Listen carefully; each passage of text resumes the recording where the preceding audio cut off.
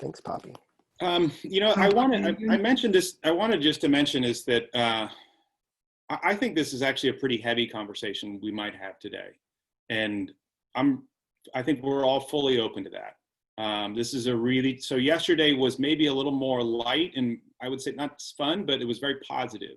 Mm-hmm. I think there's some really big challenges ahead for us. And I just want to just open that up to say it's okay to talk about that. Okay. And it's, this doesn't need to get to be an unnecessarily and unrealistically positive outlook on how this could go. But we don't need to spiral down a deep, dark hole that I think we all know that mentally we can do or have done. But I just want to be open to the notion that this is tough. And it's going to be tough to be in public space. It's going to be tough to worship. It's going to be tough to do all these things for a while.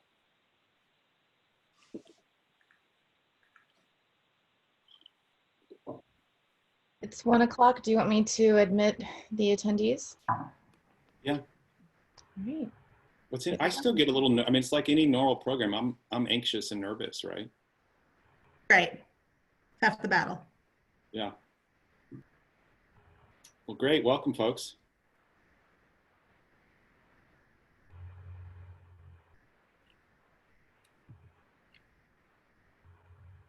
I'll have to continue to add people as they join. We'll give it just a minute or two to get everybody to sort of synced in and to get their audio going. It's fun to see new people and some people that I know. Hello, Richard. How are you? Good, Till. How are you? Very well. We're glad that you're bringing Bruges to Indianapolis. Yeah, well, we wish to be there in person next time when you do the landmark stuff. Very interesting, very intriguing. Good work. Well, thank you. Yeah, we're really honored, and I see that you brought some colleagues from work there. Sure. Yeah. Maybe just as a point of social hour before we get started, we don't have strict rules. Will you say hello and tell us who you are and what you do? Well, Richard and I met 100 years ago when you were working for the Indianapolis Museum of Art as the whiz kid in education. Yeah. And our common friend, Susan Chan, brought us together for the Museum Horizon project. And somehow we serve it in Indianapolis, in Columbus, Indiana. And that at a point where we in Bruges were busy with something called the Triennial, which brings art and architecture in public spaces. And this is, where we're looking at what happens there. And I guess there are a few of us here around, so we're curious about that. Thanks for organizing this. Yeah, thank you. We've been tracking, just as a side note before we get started, I'll just say we've been tracking so many different biennials and triennials in architecture and how they're handling public space. And so it'll be interesting to see what Bruges does. Sure. Great. Well, folks, maybe since it's 1:02, we'll go ahead and get started. I'll turn it over to Poppy. Hello, guys. I'm Poppy Guthrie, the Executive Director of the Indy Design Week, bringing you this week of events. We also have a nonprofit called the Indy Design Collaborative, and we're going to have it programming throughout the year, so stay tuned for that. I would like to thank our presenting sponsors. We have video crew joining that is adapting, that's Absorb Productions, my employer SEP, and Salesforce. We couldn't present this week of events without any of those people. And the Columbus Design Institute has been instrumental as well. So I would like to invite you to join a side conversation where you can take notes. It's called Miro. And you don't need an account to log in. You can get one, and then people can see who you are. As you can see, there's some people in here. And we're using this as an archive of the week of conversations. So yesterday, you can see all of the homework that we had people read, and the notes from each speaker. I'm trying to zoom in here. Each speaker. So we're going to do a similar thing like this today. This was collaborative. It doesn't just have to be one person. You all can join and take part in helping us capture the highlights and any key quotes that you might find interesting. So I'll post a link in the chat. If you have any questions, you could just post them in the chat, and we can try to answer them too, right? And I'll pass it back to Richard. Sorry. It's okay. Well, thanks, Poppy. Again, my name is Richard McCoy. I'm the Executive Director of Landmark Columbus Foundation, a nonprofit organization based in Columbus, Indiana. Though today I'm, like all of you, talking from my home. We're really excited to have put together this program with Indy Design Week and so many people to help think about a response to the global pandemic and to sort of think about it in a number of key ways. And so yesterday we thought about social connectivity and what that means. Today we're thinking about public space. Tomorrow it's home life. And then on Thursday, we're thinking about food systems. And so we're trying to find a way through these conversations that design, cities, and communities come together and in a sense use this as an opportunity to think of a new bridge to a new reality. I think we're all coming to terms with the idea that there is not going back to normal, but a new reality that will emerge from this. And today, I think today's conversation is super important to think about public spaces as we see them vibrating in and out of reality now. But first, I just want to thank the other folks working with us at the Landmark Columbus Foundation and with Indy Design Week. We've got a great team to put this together. We've also had a sponsorship from the Central Indiana Community Foundation to help us present this for free. And it's all going to be recorded and documented and lead up to a Friday presentation with Rick Valicenti, who's working with us to sort of sum up what this week was about. And so we're really grateful for everyone for their participation. And through this, I just want to encourage you to find new ways to communicate, pretend like you're in an event space and you're leaning next to your friend and, text your friends, go on Twitter, use Miro, find ways to communicate and really make this a rich experience. In any case, I'm really excited to be here. We have an outstanding group of specialists in the area of public space. So what we're going to do is we're going to hear from two groups. They're going to sort of set the stage from a kind of a research and a policy and a big thinking kind of perspective.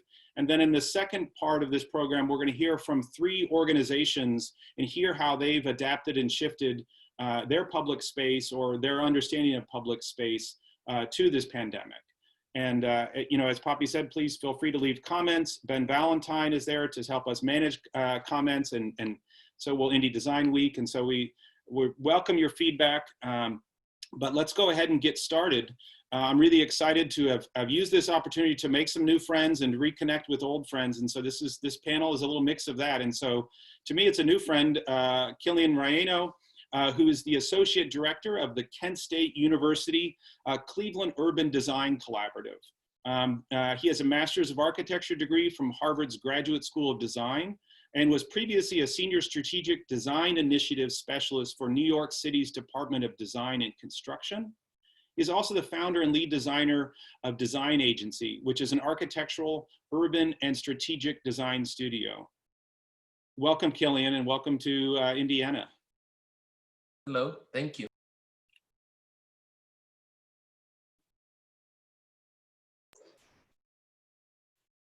Should I start now? Please do, okay. Yes. Sorry, I thought you were going to introduce everyone. Sorry. No, I'm sorry. I will introduce each person just before they speak. Sorry, I should have clarified that. Okay, thank you so much, Richard, for I appreciate everyone coming in. I know that in this age of Zoom meeting, this is not always easy, so I appreciate everyone.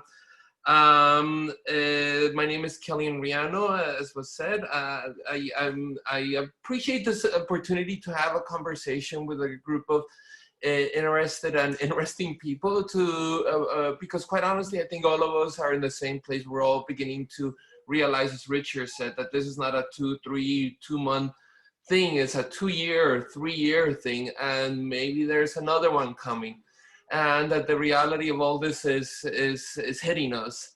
I also participated in a conversation earlier today here in Cleveland, where we began to have some similar conversations with foundations and groups that talk about these issues. So some of these questions are fresh in my mind.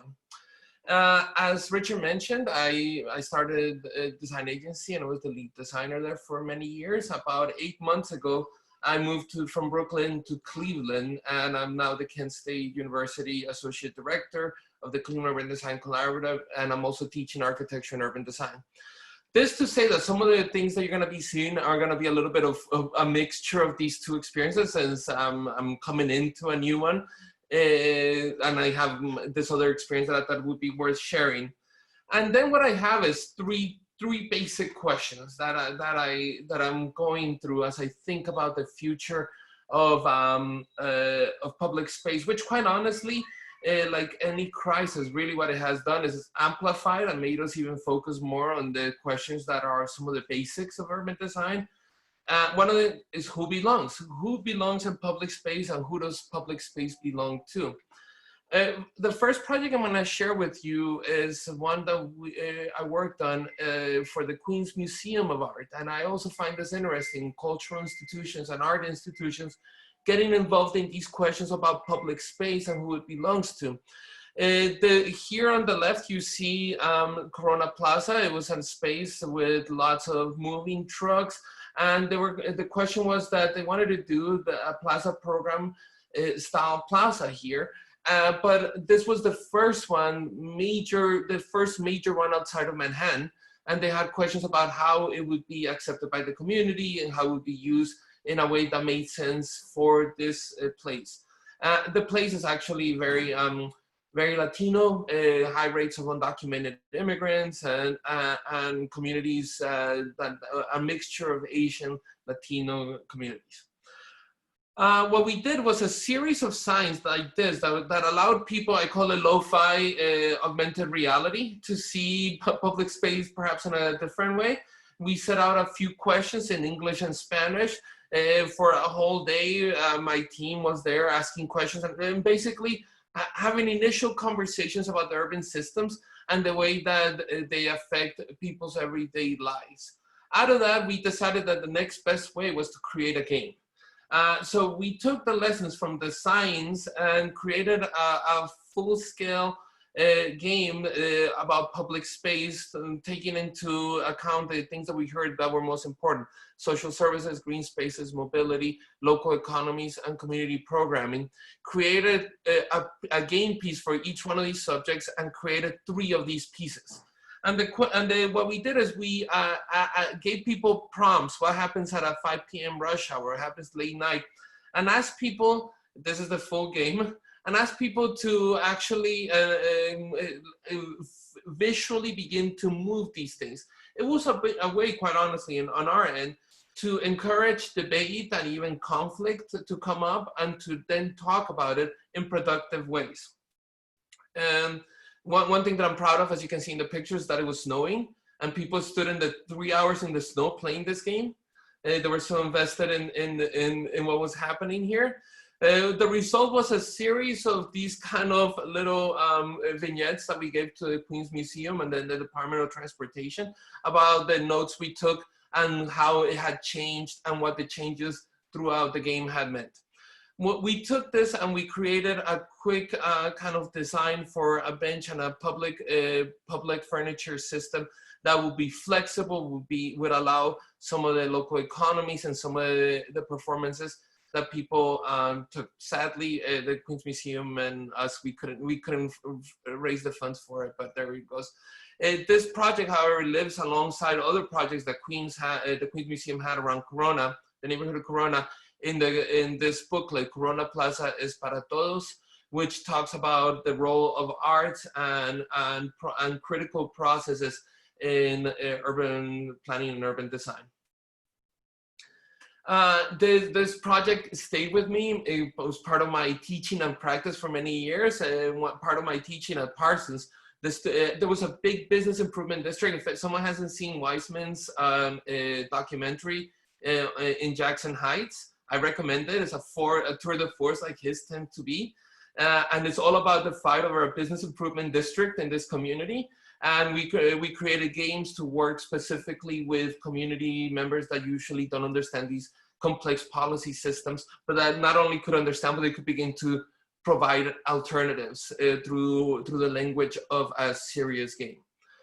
Another project that we did, this one was about safety. This is the first pilot project for under the elevated structures in New York City in Sunset Park. This was done through the Design Trust for Public Space. And I had two great partners, a landscape architect named Tricia Martin and a lighting designer called Lenny Schwendinger. I was the urban design and kind of overall kind of design fellow on all this project. The idea here was to take an area that underneath one of the first highways in the country that behaves like basically like a highway because there's 4 lanes of cars, no other, and do 2 things. Number one, improve visibility through the lights, and then the lights help plants grow, and then make the system by which water moves through the urban landscape visible through one of my favorite things I think I've ever designed, which is this ridiculous downspout. I like to call it also ridiculous because it's just so large. And anyway, but the water goes from the highway in here, gets clean through the process, and moves out into the bay and cleaner than it came in. And so questions of safety and who that belongs to, that project also, we worked alongside Asian and Latino communities in an area that was being gentrified, and that became part of the question. The number one thing we heard is, we don't want any more coffee shops. We don't want places for hipsters to hang out. We want this to be about safety and productivity. Does the kind of the design really began to reflect some of those ideas? Here at Cleveland, actually the first day I arrived in Cleveland, this was going on, the Zero Threshold competition, an idea of how a competition hosted by the Cleveland Foundation and in partly with the Cleveland Urban Design Center that now I'm a part of, to think about how to design buildings that break down barriers and that people of all abilities can use. And some of the most interesting things and examples that I saw was actually this was the winner by architects Brand Knapp and Jerome Hafford. And one of the most interesting things that all the projects were about breaking down the houses, creating co-living, co-generation, all these series of codes that began to break down barriers and make housing a more collective experience. Very interesting, something that we're now with the Cleveland Foundation, we're going to turn some of these principles and we're going to be looking at how they establish in an urban environment, how to create a barrier-free Cleveland. I think that right now what we're seeing is that a lot of people are struggling to go out and get the necessities of life, and thinking about how these processes. This is Midtown. The Cleveland Foundation is going to be moving here, and we're going to be creating a set of guidelines about how to create this barrier-free Cleveland here and in the neighborhood of Clark Fulton. The last thing that I'll show is the CUDC, Cleveland Urban Design Collaborative, has been working on this project, making our own space for many years, in which young people, mostly of color and communities of color, are work in design build projects to address things that they are seeing as lacking in their communities. So this project moving forward is one that we keep talking about, its importance of both amplifying the work, expanding it to include design build, but also include other urban systems, and to make sure that these communities really feel like they're part of the larger public space environment. So what returns? In this one, I'm interested in a couple of things. I'm going to show a quick project that I did in Phoenix. This was a community farm in an area that is a food desert. This was actually done with a collective of nonprofits led by the Desert Botanical Garden in Phoenix. And in a community, and a Black Latino community in South Phoenix, which didn't have much access to fresh food, they were planning a gigantic farm to be productive, to produce economic opportunity, and to produce the kind of food that the community wanted. So my job was to do some basic kind of looking at the sites and beginning to do some master planning and then designing some of the first public spaces, including this band shell and community space that would include areas for misters and other activities that would really welcome the larger community. The entire community space is a dew catcher that literally just tries to catch as much water from the atmosphere as possible, and again, actively productive. So I'm interested in what these small entrepreneurs, especially in communities that are lacking so much, who's gonna come back and how are they gonna come back? And then institutions. This is a quick project that we did with the National Park Service as they were moving into downtown Hartford, Connecticut. And they were actually moving into the old Colesville site where they invented the Colt 45 and all other weapons. That was becoming a national park, and through the Van Allen Institute, put together a team of anthropologists and journalists and architects and people and storytellers to engage community in a brand new way for the National Park Service. And at the end, we gave them a report that showed different, it's not working, this is supposed to be a GIF animated, but instead of giving them a final design, we gave them a report that identified the most important things to different communities, and then ways to continue this conversation further. We didn't feel like we had enough communications. But as these institutions begin to expand what they do, I'm curious about how, how the palaces of the people response to this is going to be, as well as the more economic one. Here at the Cleveland Urban Design Collaborative has also been working with the Cleveland Public Library to do similar things, to reimagine how libraries welcome communities, how they become welcoming spaces and expand both services and welcomes for the larger community. The other project that we're working on is, as the GM Lordstown plan was closed, we're working with Youngstown State University on an EDA federal grant to reimagine and think about economic development in this area through urban design. We're also doing at the CUDC, we're one of the editorial teams for the Architectural League's American Roundtable. And we're not gonna be only thinking about our economy at that scale, but this is a close friend and partner, Matt Martin from Warren, Ohio, the Trumbull Neighborhood Partnership.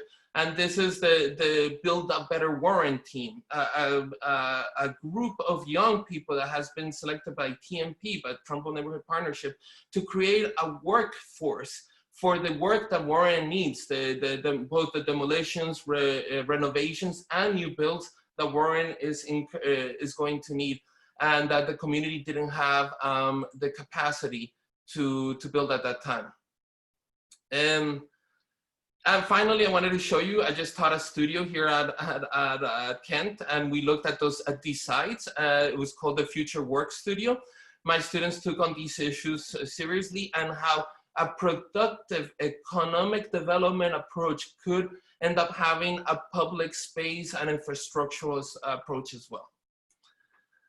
Finally, so number one, who belongs, number two, what returns, and then how to share. And then this is both engagement, and one of the things, one of the last projects I did again with the museum was a question with the Institute for Contemporary Art at Virginia Commonwealth University.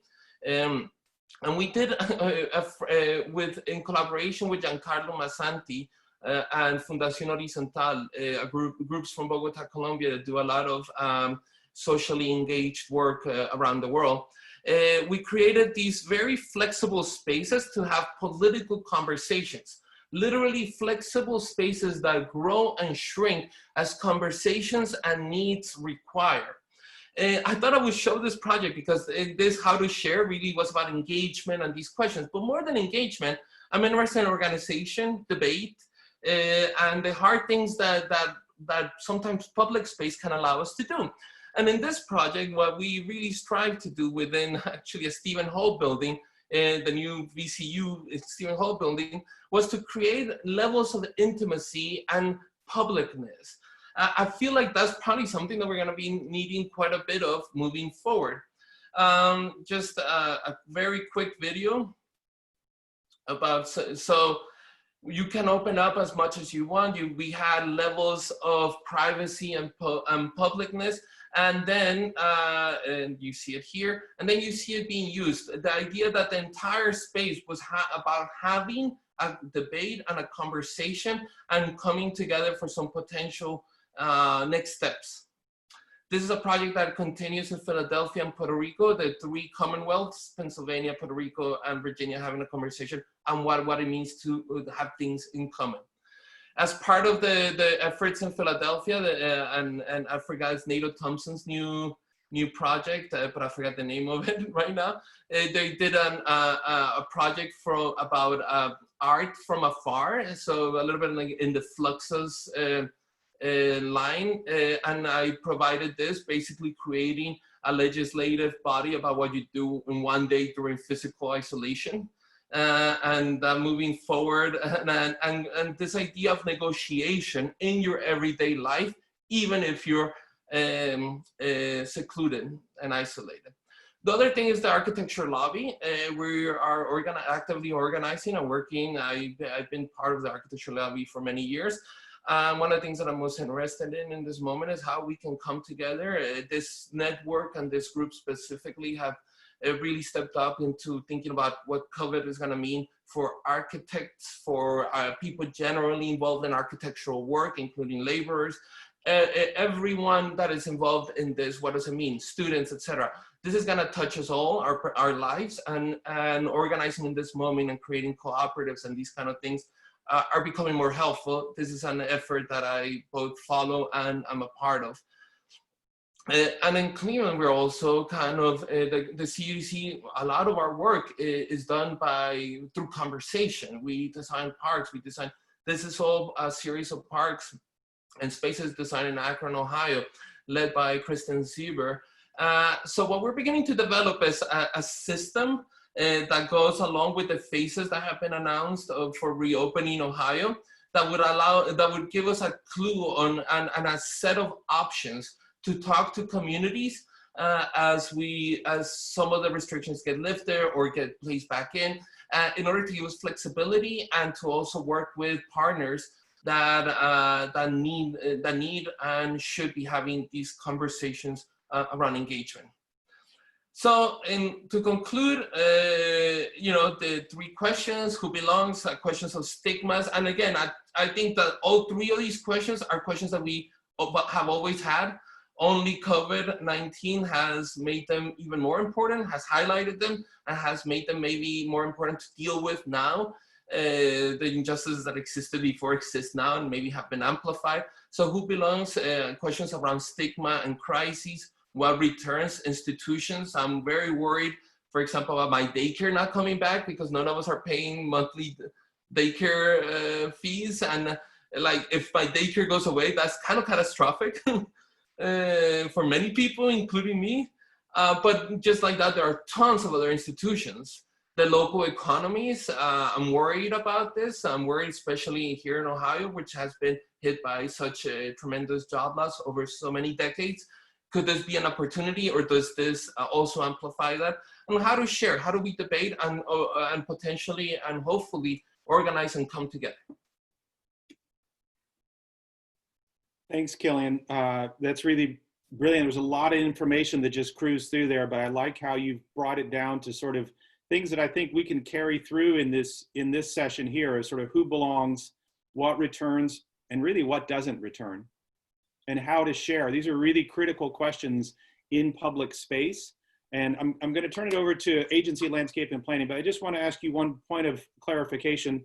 That chart you showed from the architectural lobby, is that publicly available? Can people access that, or that was a super interesting, first look at a system? This one or this one? We can't see your screen anymore. Oh. The one that had the sort of the lines. This one? Yeah.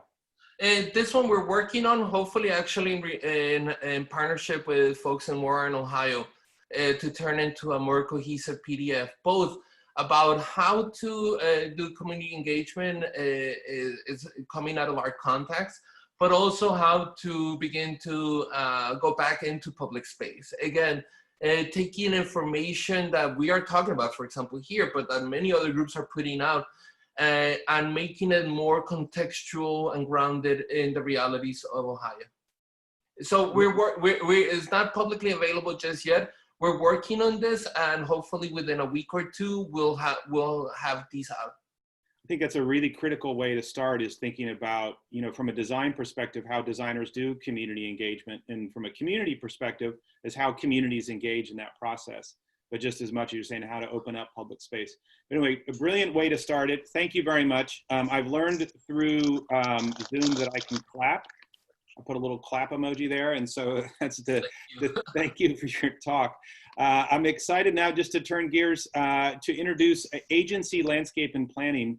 And for us Hoosiers, we will know them well because they've done projects in Fort Wayne, Indiana, Indianapolis, Indiana, and of course our hometown of Columbus, Indiana through Exhibit Columbus.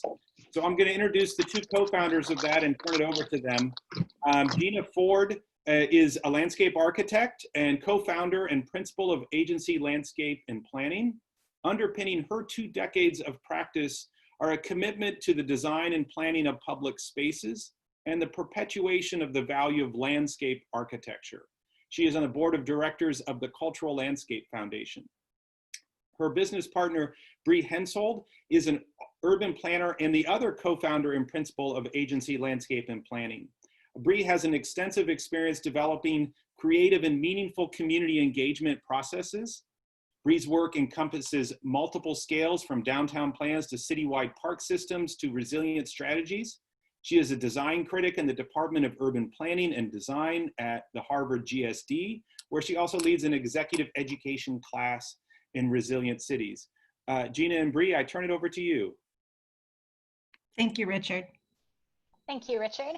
I'm going to go ahead and share our screen now, and Gina and I are going to kind of bounce back and forth offering some thoughts. Gina, anything you want to say at the beginning? No, Did I thanks. pull this up? Okay.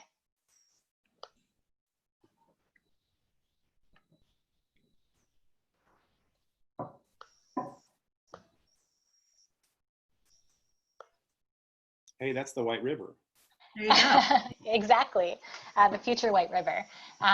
So thank you so much for having us here. Quilian, it was really great to see your presentation. I had the exact same thoughts Richard did, how useful it is to have a framework like that thinks about how we gather and the implications on our work. It's I think we've been thinking about everything these past weeks, almost months now, through the lens of where we are now, but also where we go. So we're going to offer some thinking about that by looking at a couple of our projects, by sharing a little bit about how we, Gina and I, and the rest of Agency think and practice, and hopefully spark some ideas like Quilian did that we can talk about further with the group. It's really nice also to see through the participant list and the faces, some old friends and new, both inside and out of Indiana. And since I think we're all missing running into people on the streets, it's a treat to run into people on Zoom. So thanks for making that happen, Richard. Agency Landscape and Planning is a design and planning practice. We're based here where I am right now, as is Gina, in Cambridge, Massachusetts, but we practice nationally. And we really think that planning and design are important and essential elements to help us create a better future. So that means removing the barriers that Quilian talked about, being optimistic, and really to us thinking about how we are part of a process that creates purposeful, positive change. And we see this as a moment in particular where that change is probably hitting us in the face pretty hard. And it's a moment where we can and should take some control and think about how that change can be positive. So we want to know if this moment, this pandemic, will help us do that better, help us make change in our communities better, and perhaps even do that faster. We see all of our work through the lens of navigating kind of the big changes that are happening around us. That could be everything from the environmental kind of destructive changes that we've seen in the past years and decades, whether that's the profound wildfires that happened last year, sea level rise that's happening more slowly, some of the demographic shifts that are really shaping and changing our culture, and also some of the kind of cultural narratives that we're seeing. And while these are big picture, big changes, we also really think at the same time that the small changes happening in our own backyards are equally important. And so design and planning are really important tools to help us all, both kind of close and globally, navigate those issues. And we look at our work through those lenses. So environmental resilience, something that we've been grappling with for decades. And there's often a moment, as the moment that we're in right now, that feels particularly impactful. So the work that we did after Hurricane Sandy, we'll share a little glimpse of that, was one of those sort of watershed moments that got us thinking differently about how environmental resilience really touches kind of all elements of people's lives. And we see now in looking at already some data that's coming out of this moment of social distancing where people aren't driving, they aren't commuting to work. We've all seen those pictures, I think, especially of like the LA freeways with no one on them. That's really, you know, that's like turning something off overnight, and you can see the impacts as people are starting to measure what that does to air pollution. And it just reminds you how much our kind of individual and collective behavior impacts the environment around us.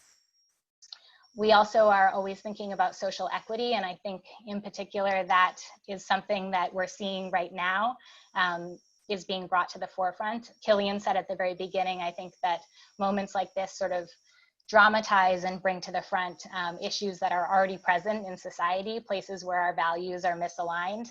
And we see that especially with the kind of public health impacts of the virus, that in places, as this study at Harvard demonstrated, counties that have already kind of disadvantages around poverty, around density, even around kind of racial characteristics, are seeing much higher inequities around death. So that, I think, and I hope, will stand out in our mind and lead to some change. We also are always thinking about cultural vitality. We're here to talk about the public realm today, right? And so we see that as a place where people can come together and gather, where they can protest and they can speak, and they can use that as a force of change as well. And that's important both for kind of the big spaces that we're seeing on TV that are kind of you know, the impact of all of these measures, but also for the everyday spaces. There's been a lot of, we're really happy to see a lot of articles coming out talking about this issue and bringing to the forefront the value of public space as a place where we can all go at this moment in time, go hopefully safely, but also the need for more value of that space. And places like Boston's waterfront or, you know, here around us, some of our older and most precious parks that over a long period of time have really been underinvested in. We're hopeful that this will kind of cause a call to action that we need to reinvest in these spaces because they're so important. So through that lens, Gina and I have a couple of decades of practice. I guess it's about 3 total, and we've always sort of brought that idea to it, working across the country on waterfronts, flood recovery work, activation of public space, cultural planning. And what kind of ties it all together for us is community engagement. So you'll hear us talk about how important that is to driving design, and that's been one of the, you know, most palpably impacted things, I think, in this particular moment. Suddenly all of our traditional modes of engagement were cut off. We were excited to talk today about this idea, given our past portfolio, Brie and I, of working in post-disaster and resiliency seeking communities, what we can learn from this impending disaster. And looking back over history, we see that disaster is often a catalyst for great innovation, particularly in public space and urban design. So the, you know, the cholera epidemic from the 1820s and 1830s led to Olmsted and broad boulevards, and the idea of public space as having a role in public health and sanitation, a total innovation for our country's founding, our country's open space. The Spanish flu of 1918, which was catastrophic, as we all know, led to new forms of housing typologies throughout places like New York, where there was a recognition of the need for more open air public spaces rather than crowded tenement buildings. We look at the depression of the 20s and 30s in American history and how that led to WPA era great works of civic infrastructure and architecture coming out of that incredible poverty. And even more recently, we look back on our own time as leaders in a design practice at Sasaki previously, which was through the recession of 2008 to 2011, and how that led to things like tactical urbanism and lower, faster, cheaper construction. So it's just to say that though it feels bleak, there's a moment here to rethink public space and rethink how we deliver it within the context of this pandemic, which is made more complicated, and which Brie and I were lamenting by the fact that those are catastrophic big events, and we see that the pandemic has really surfaced these slow-moving tragedies and parallels of things like income inequality, represented here through this food bank line, and climate change. Really, I don't think enough is being said about the fact that the pandemic is the result of a lack of biodiversity and practices like reforestation. And so how do we start to see these things that are hidden revealed to the surface, and how do we question how we can learn from this? And so we wanted to ask the question through the lens of a couple of projects. What could we possibly learn by looking back? And I think one of the things that is clear to us and clear through, Gina just walked through kind of a series of different eras and different kind of moments that were catalysts for innovation. We have been talking about adaptation in a lot of different ways, especially environmentally, but I think to us, we haven't seen the moment around resilience where we've had kind of that catalyst, a real rapid change. And we wonder if this will be a moment that will help us learn as a culture to change and be comfortable with more rapid change. We worked together after Hurricane Sandy. This is the Jersey Shore. Many of you might know the Jersey Shore as a place of vacation, a place of boardwalks, Coney Island. But it was a place that was really hard hit because of its extreme vulnerability. Looking across the country, you can see in yellow, we've highlighted places that are barrier islands. Barrier islands are really narrow slivers of land that are kind of surrounded by water on both sides, just out from the kind of inland areas. And Jersey Shore is almost entirely this barrier island condition.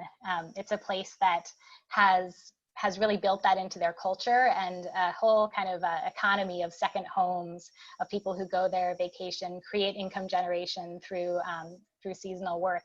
And so it's a very precarious place environmentally, as Hurricane Sandy showed us, but also economically. And to us, that, looking at a map that you can see here now of sea level rise over the next at this point, 30 years up to 2050, we saw that that was really unsustainable.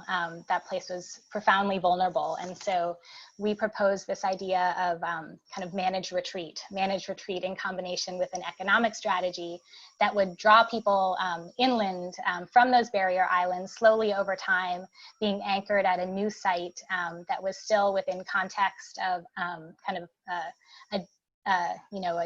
within the same geography, but that was safe, that was high and dry, and that we could form kind of new investments there.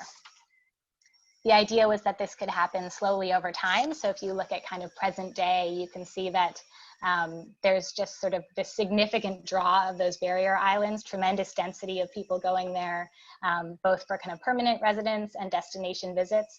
But we imagine that slowly over time, a migration could happen where that was more of a place that people went to just for the day. You could still occupy it and have that experience of nature and kind of being close to the water, but that it wasn't a place that people could kind of have a permanent location. We presented this through the Rebuild by Design competition, which was I would say that was an innovation, a major innovation of government getting engaged in kind of using designers and working with designers to create innovation post-Sandy. And when we presented the idea of managed retreat, it was, at the time, only 8 years ago, politically untenable, I would say. And so I was laughing a lot and thinking about Quilian's spaces that he was creating for politically difficult conversations. We definitely needed that for some of these discussions of managed retreat. It was at the time kind of something that you couldn't touch, a third rail. And so we're really happy and kind of gratified to see that, 8 years later, in the New York Times, in sort of lots of well-read opinions, people are pushing for managed retreats. It's become much more mainstream. It's become more accepted, but we also feel a pang that it's too late, that we lost 8 years, and that there's been a lot of economic loss. There's been a lot of kind of generational wealth loss through all of that vulnerability, and that we wish that that would have been changed faster. And if I might just, Brie, say there was also the sense that somehow there was a desire to keep the Jersey Shore the same as it ever was. But in reality, when we don't think strategically about issues of climate change, it just means exactly what this says, that the wealthy can rebuild and the working class populations are moved. So change is going to happen. It's just going to be unplanned change. Right. So our hope is that we can learn through those histories, knowing that the change is going to come, but seeing through this pandemic that we need to do it faster, and that we need to do it, as Gina was saying, much more equitably, which means I think one really interesting thing that we're seeing with the social distancing that's happening right now is that people are being asked to make a sacrifice, not always for themselves, but for those who are most vulnerable, for others, for the collective good, for perhaps someone that they don't know, and someone that they, it's very intangible, that that they might never meet. And so this idea that we as a culture need to make decisions that are about planning for the collective good, I think is a really important message for us as we plan kind of our future cities, future places, and future public realm. And it's something that was a huge driver for us as we thought about the White River, which Richard pointed out was the cover slide of our presentation. And it was a place that we at agency thought about for the better part of a year and a half, right when we first started our firm. So we care tremendously about it. This is an article that just came out over the weekend, I believe, part of a series that the Indy Star is doing, looking at the White River, looking at it through kind of the environmental lens, but also the equity lens. And those were two really important facets of the planning process, but we know even more importantly, really, really need to be considered at every step of implementation. So I want to tell you a little bit about this project. For those who don't know, the White River runs through both Hamilton and Marion County. So we looked at, well, it passes through those and runs further through the state of Indiana. We were looking at 58 miles all the way from the southern border of Marion County up through where it exits past Strawtown-Katawee Park in Hamilton. And that's a really kind of big area to get your head around. And we wanted to make sure that it was, that the plan had kind of tangible impacts to people at all places throughout it. So geographic access became really important. And you'll see that we selected what are here kind of 7 river anchors. And that meant distributing investment over the course of those 58 miles and thinking about how communities all along it would over time be able to access and kind of have what had long been a locked up resource. So at the time this felt important to us, this idea of geographic equity, but I think now through the lens of what we've been seeing around restrictions on public space, it becomes even more important. A lot of parks have remained open, but we've seen that parking lots have closed down. So proximity, access are really important. Another piece that we factored in a lot was engagement, and that's a piece that's kind of really changed overnight for our work. It was interesting to reflect that we had about 500 so public meeting attendees. We worked so hard to get people to come out to public meetings, but we had far, far more people participate online or through existing events. So some lessons for us as we think about what's important to get people's feedback for these projects. We can't replace the kind of emotion that we get through those face-to-face conversations and interactions, but we can broaden it. The plan itself had a number of principles that tied it together, and I just want to share a couple of kind of pieces that rose to the top. One was the idea that we need to restore and adapt the river itself, both for flood resilience and also for water quality, connectivity, this kind of free-flowing river throughout. And the other was that it's a place that people can't go today, and we really need to increase and activate it year-round. So in downtown Indianapolis, there was a really big opportunity to look at one particular area by the Emmericksville Dam. That's right here for those who know the area. And it did a little favor to us during the process and had what you could think of as a catalytic moment, and it failed. And so it went from being a dam that was functioning for kind of a utility structure, but not recreationally, into one that we could rethink as a place, retrofit, and bring back community access to a neighborhood who had been cut off from it. And lastly, very quickly, since we just have a few minutes left, this moment is teaching us that everything outside of our buildings is public space. Brie, we can go quick clip through these since we just have a couple minutes. As Quilian noted, people still want to be in public space, even if it means 6 feet apart, to protest as they did here in Tel Aviv. It means that we are challenging, on the next slide, dimensions of public space, recognizing that our streets, you've probably seen this gentleman who proved to us that you can't have 6 feet of distance on urban sidewalks here in Toronto, the kind of ways that we're pinched in public space.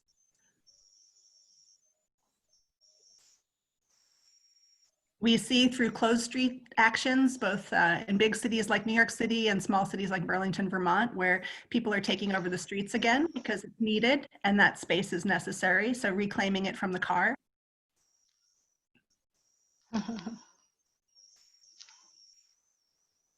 And we wanted to acknowledge just a lot of great work that's been done, not just in the physical dimensions of public space, but also the policy ones that keep out undesirables, and in doing so really limit the democratic use of public space in the sense that it's accessible for all. And that's often a very complicated web of policy decisions that are made through multiple departments. It's something on the next slide that Brie and I thought about a lot in Denver, where we argued for our client that nobody knows who's taking care of what part of a public street, right? Even though they're governed by different entities, the public experience is as a whole environment. And so the silos that we put ourselves in through planning aren't necessarily great when you're thinking about these cohesive public spaces.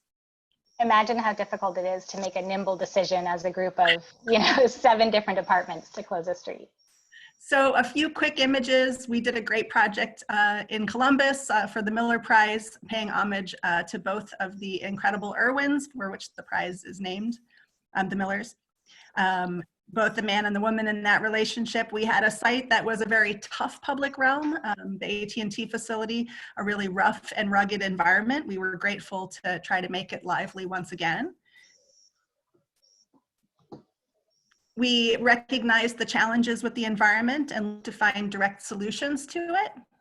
So the first images of the crossroads, the idea that this was a place that was just off, if you go to the next slide, the beaten path, and didn't really, there's our site with the kind of in the mist. Our site didn't have a sense of ownership to it. It was kind of far away. So we knew we had to start with a public communications campaign that started asking questions. And in honor of Xenia Miller, we asked the question about, on the next slide, Brie, sorry, we're going quick. Yep, we asked people to talk about women who had changed their lives as a way of giving us a sort of platform for thinking about this space.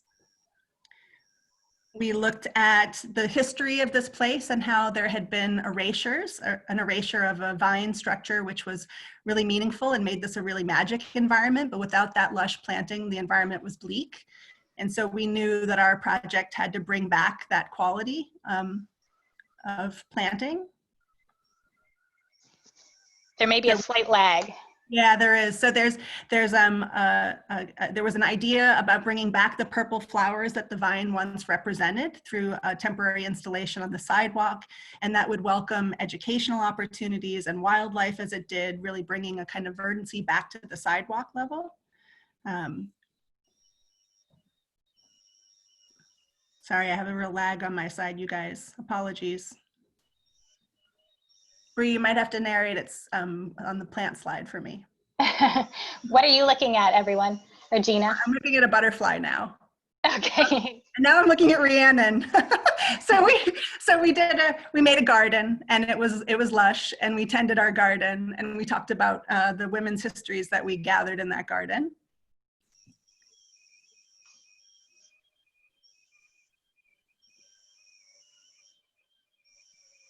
So a sidewalk that had very little life to it. This was our unclaimed space.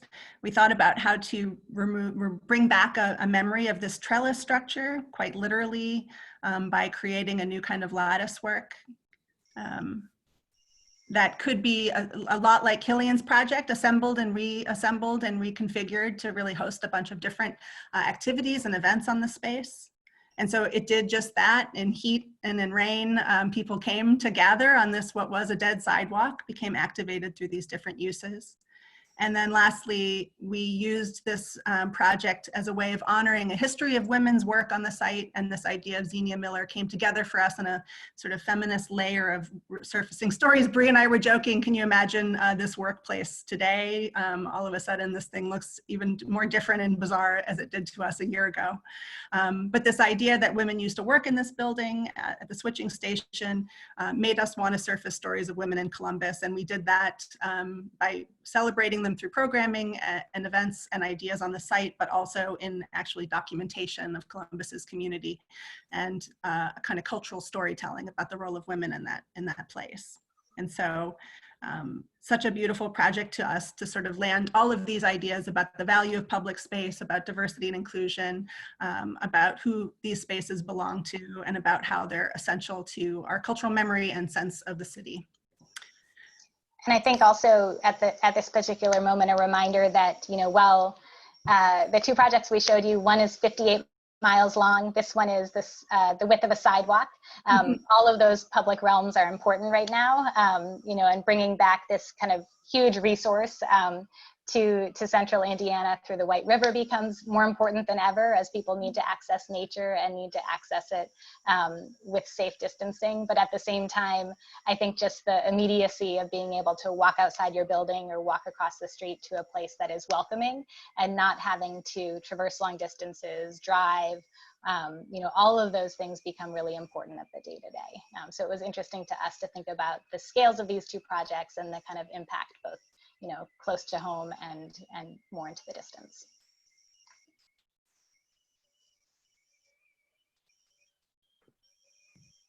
That's it.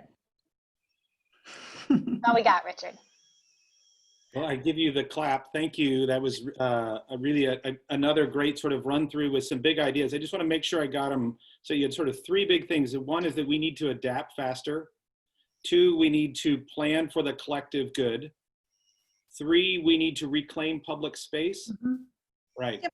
I think those are really great sort of guiding ideas to consider through it. And I just want to link, it's very inspirational. I just want to link to the article that you mentioned in the Indianapolis Star. The Star's doing a really interesting series on the White River. And I think it started with the truth about the White River.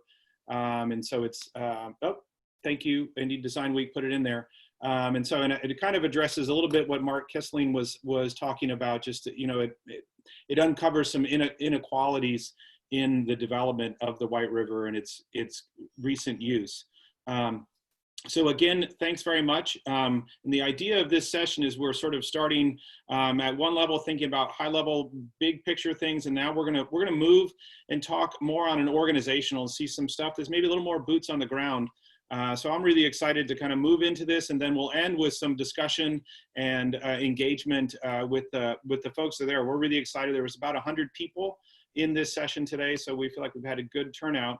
But now I'm going to get ready to turn the screen over to Daniel Mason, who is the Assistant Director of Historic New Harmony in beautiful New Harmony, Indiana, which if you haven't been, it's an extraordinary visit that hopefully someday you'll get to. It's about 800 people in a beautiful little town. Historic New Harmony is part of University of Southern Indiana today. But Daniel Mason has an undergraduate degree in fine arts from the University of Southern Indiana and a master's degree in management from Oakland City University in Oakland City, Indiana.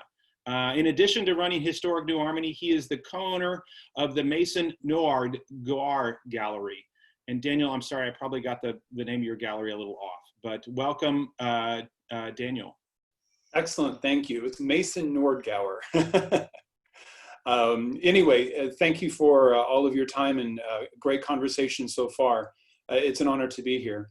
What I thought I would bring today is just the conversation that's happening literally right now, what's happening on the ground. I'll go ahead and share my screen.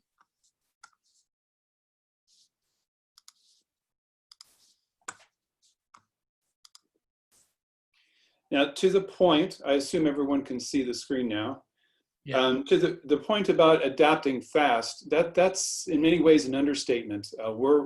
We have a mission to live into relative to inspiring innovation and progressive thought. New Harmony is an incredible space in that it has a 200 or 300 year history, 2 attempts at a utopia, and then a wonderful afterglow period. I'll tell you, even today, there is an amazing energy of this town that is, it's not just local, regional, it's worldly. And we have events often that include people from around the world, architects, design, what have you, educators. So Historic New Harmony is really it is managed. There are about 30 sites that are managed and owned by the University of Southern Indiana, which I'm an employee of. And we facilitate incredible tours, like I said, events in the space. And what's happening now is we're taking a look at everything. How do you serve this up? How do you live into the mission?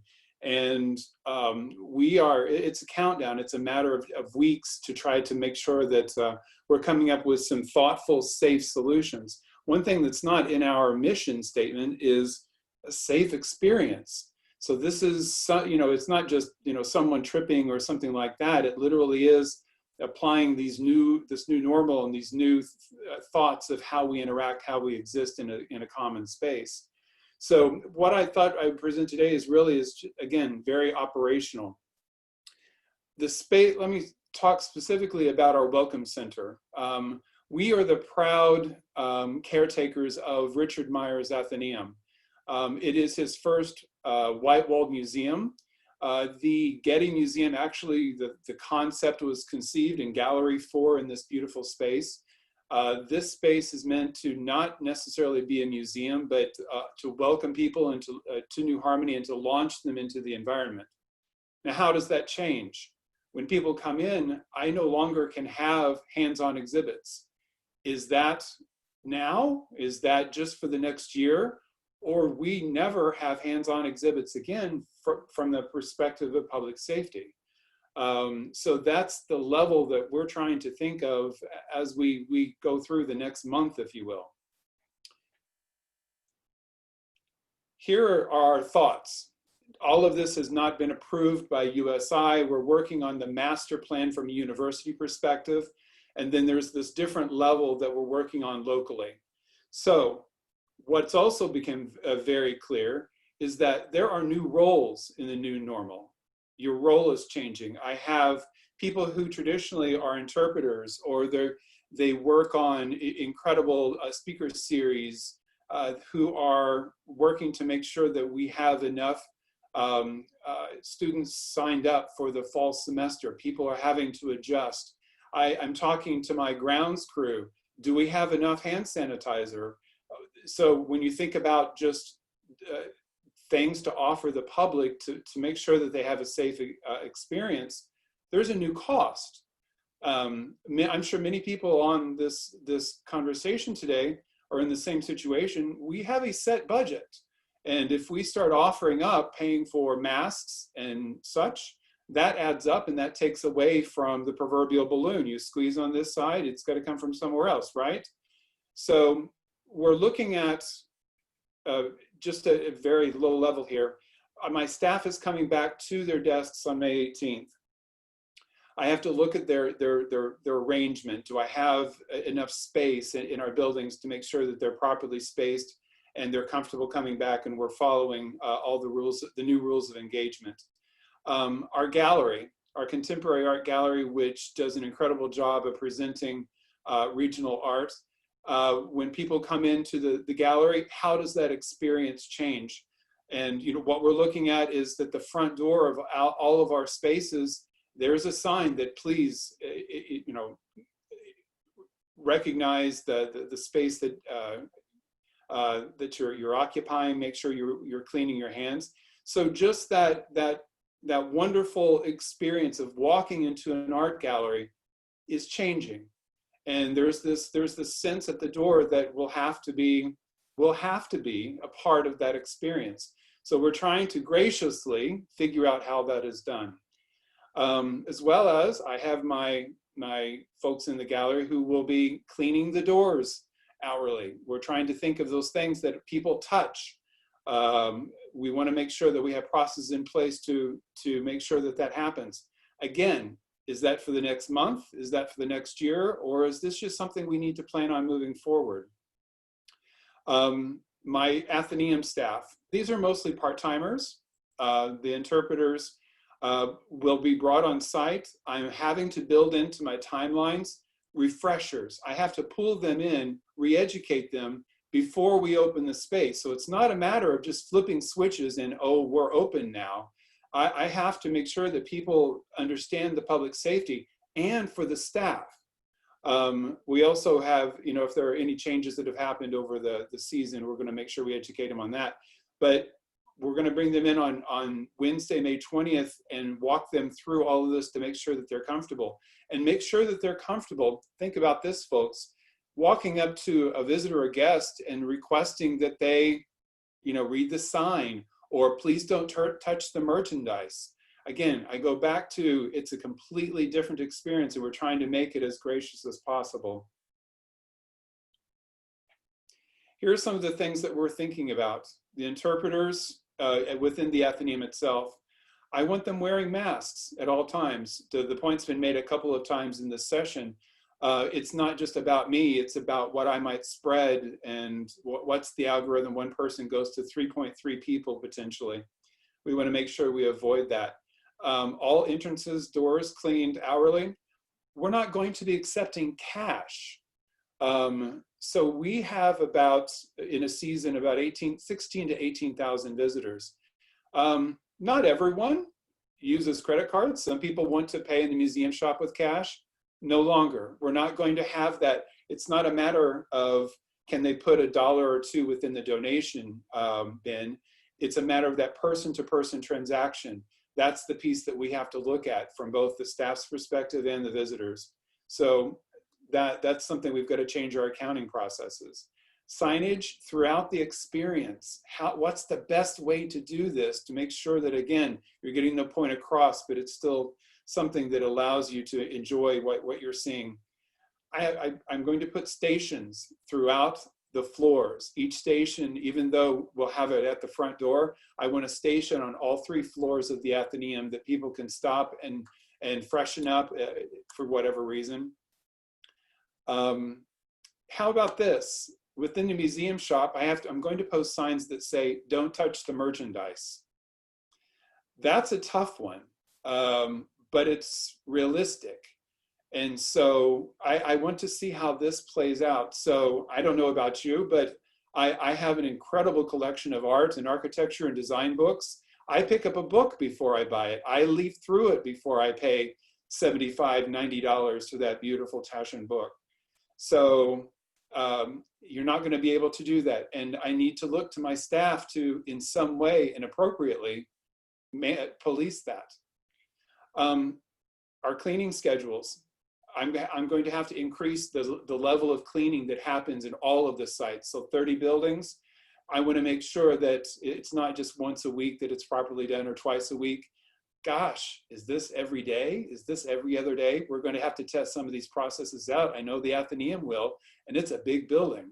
It's about 12,000 square feet of public space. So that's going to add to my cost, and again, pull away from what programs and such that we're going to be able to offer.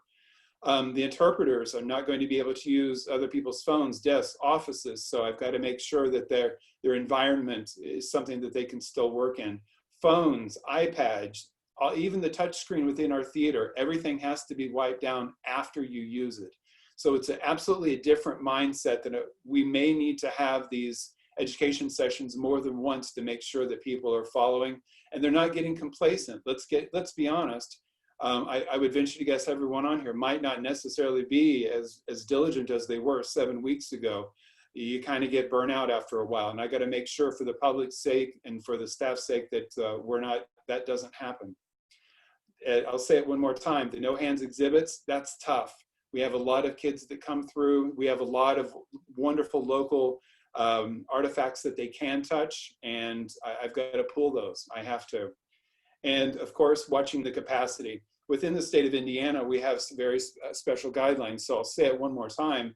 I have to follow the university's guidelines, who has to follow the state guidelines. So there are many different levels that we're trying to make sure that we're in compliance with, all the while trying to serve up and meet our good experience and meet our mission. It's not going to be easy for museum professionals, let's be honest. But we will figure this out. And I do love the statement that was made earlier that through this experience, we'll find new innovation and new ways to serve it up and to make sure that we're living into articulating this incredible history and the learnings. So we have two different phases, and it's you know, coming out of the lockdown and then living with COVID more than just phase 1 and phase 2. So coming out of the lockdown, for our guided tours, we're not going to start those until August. We're going to go through the season and then give it some time. And our tour groups, we're going to limit to just 12. So they'll be guided through, but when they sit on our tram, which takes them through town, they will be spaced out. That will impact our bottom line. That's going to impact, you know, most of the time, our 1 o'clock presentations or tours, we've got 24 people, we've got 25 people. And will they want to stand there and wait an hour or two for the next one? I don't know. We're going to have to figure that out.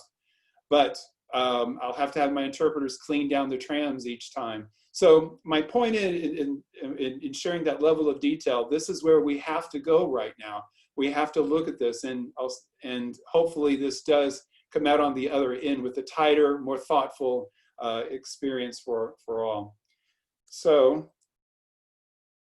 Richard, with that, those are the pieces that I had. Well, thank you, Daniel. That was a really sort of sobering transition from sort of thinking about some strategy to actually really seeing some real practical concerns. To me, it really snapped into focus when you say no cash. I mean, I think that people have talked about that before. I don't know, it's going to be a real challenge to different parts of society, but you could certainly see a real unease with cash. And there's a lot of good comments in the chat here, and I know Poppy is also manning the Miro board, and so I encourage people to talk there. And I have some questions that I'm gathering, but we're gonna move on to keep this going. Now we're gonna hear from we're gonna go over to Bloomington, Indiana, and hear from Mariah Keller, who is the Director of Creative Services and editor at the Sidney and Lois Eskenazi Museum at Indiana University. There she oversees publishing, marketing and communication, design, photography, and museum technology. Previously, she served as the head of publications and digital media at the St. Louis Art Museum. She was a senior editor at the Freer and Sackler Galleries in DC, the Holocaust Memorial Museum, the National Gallery of Art. You can see that she is an accomplished museum professional, and she received her BA in art history from Indiana University, Bloomington. Mariah, I turn it over to you. Hello, everyone.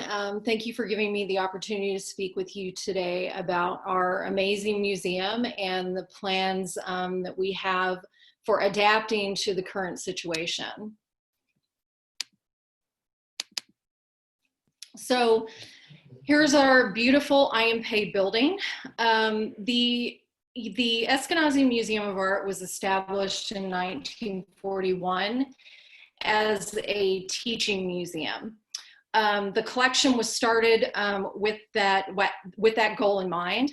And then by around the 70s, it became clear that our collection had outgrown the small space in the Fine Arts building where it had been housed.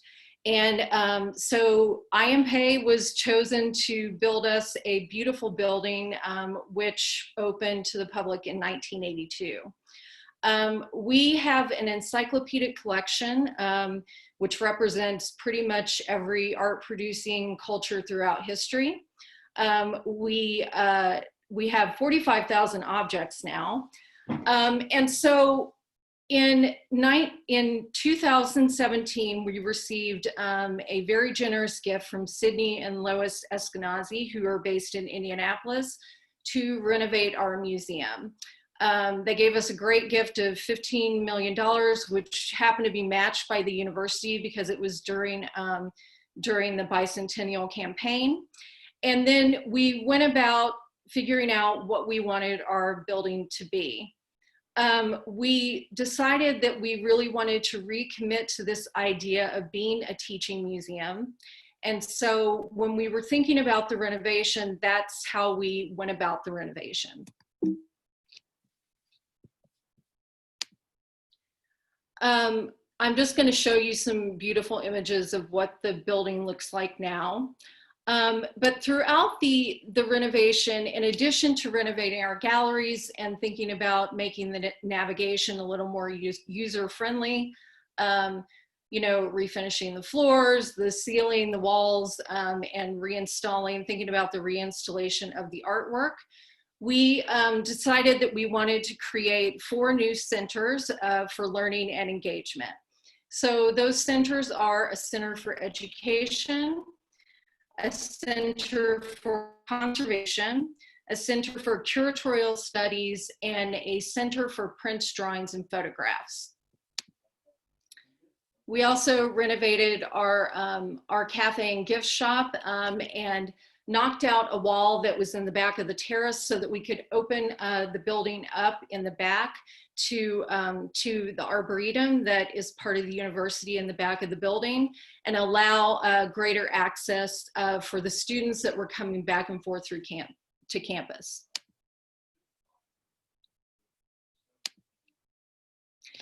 This is the Center for Prints, Drawings, and Photographs. And the other thing that we thought about were 3 object viewing rooms. Most of our collection now has to be housed off-site. So we wanted to create opportunities so that people could request objects to view in conjunction with classrooms at the university, or just the general public or scholars who are interested in studying our collection. They could request certain objects, bring them into these rooms, and what you can see in the background in this picture is our prints, drawings, and photographs viewing room. These rooms are also equipped with Zoom cameras, so that whereas before we would have people crowded around a table and trying to get a great view of objects, these Zoom cameras allow us to zoom in on details of works of art, project them onto the screen, and also they allow for distance learning. So we could, for example, interact with other museums around the country. Let's say if someone at another museum had a piece of ancient jewelry, that's one of the things that we have in our collection. We could conceivably study similar objects with another university art museum or with other art museums around the country and the world. One of the things that we thought about while we were closed for about 2 years for the renovation was our education department. We decided that because we were recommitting to a teaching focus, that we wanted to expand that department. So that department was expanded into university experiences, pre-K through 12, public experiences, docent and tours, and arts-based wellness. We're one of the only art museums in the country to have a focus on art therapy. We have an art therapist on staff. And our new education center also was looking for ways to connect with you know, our surrounding area. IU has a great initiative called the Center for Rural Engagement, and we started working with them to find ways that we could bring our collection into classrooms in rural Indiana, and find ways to allow teachers to teach with our collection and bring art-based wellness into the classrooms in communities that, to be honest, have been really affected by opioid addiction and things like that, and we wanted to find ways that we could use art to help. This is our new conservation studio. We are one of the only university art museums to have a paintings conservator on staff. We feel very fortunate to have that expertise at our museum. We completely renovated the space. This will also be used as a teaching space. IU currently does not have a conservation program, but we are hoping to inspire chemistry students, biology students at IU to go on to a career in arts conservation.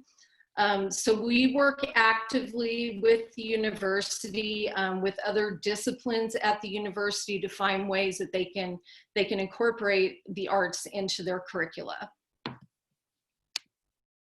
Another beautiful view of the museum. So one of the things that we've had to do since we unfortunately had to close the building because of the COVID-19 crisis is find ways to connect with our audiences and also continue to engage with our community and with teachers and with students. This is just one example of something that we will continue to do. It's our new magazine called Schema. We'll continue using ways of communicating like that. And then the other thing that we did while we were closed for the renovation is we completely redesigned our website, which was pretty terrible before, with an emphasis on preparing it for collections online. So the goal is to ultimately have all 45,000 objects in our collection up in collections online. We launched it recently with 2,500 records. We will continue to add to that. I feel so fortunate that we were able to complete this and collections online before we closed, because this has really become our focus now. We are using collections online to do distance learning. We are using it to connect with our audiences. We are developing content right now on a pretty regular basis to keep people engaged with the museum and with art. This is an example of a record from collections online. So we're not really sure what the fall or the spring is going to look like. We have had to push our exhibition schedule out for obvious reasons.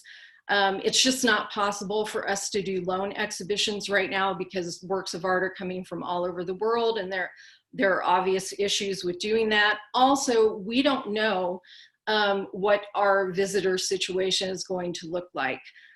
We are relying very heavily on the university and the state to provide guidance on that. But in any case, we are preparing a variety of scenarios for what that might look like. We're looking at social distancing in our galleries. We're even thinking about something that we have never done before. So we are a free museum. We don't charge for admission. We're grateful that, that we owe that all to philanthropy and the university, that we are able to stay open and free. But we're looking at using a ticketing system maybe that might provide only a number of tickets per day to a certain number of people in order to control the number of people who are coming into the building. The other thing that we're thinking about is perhaps we will not be open to visitors at all.